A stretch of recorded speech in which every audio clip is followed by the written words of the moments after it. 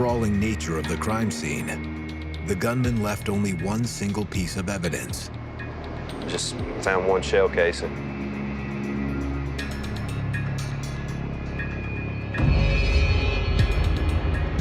It's got 380. There was one bullet casing to a .38 automatic that had obviously been intended for Chad, but landed nearby.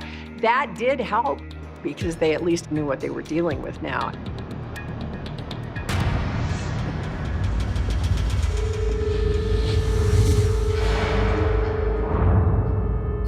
Everybody on the ground, right now!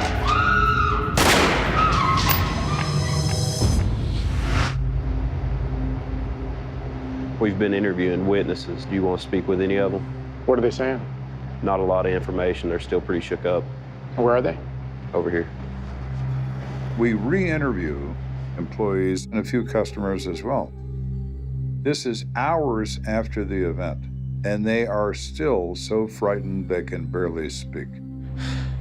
No witness is more petrified than Scott Best. Can you tell me what happened? A man came in, he held a gun to my head. I thought he was gonna kill me. To maintain that peak of emotion for that long is very rare. People get upset, of course they do, but then they start to calm down. After an hour or so, they have a cup of coffee, they relax. This isn't happening with these people. He has put the fear of God in them. Can you tell me anything about this guy? The fact he has a ski mask is no big shock.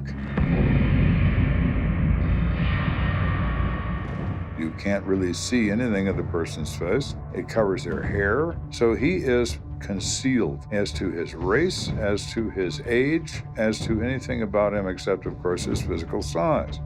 Is he taller or shorter than you?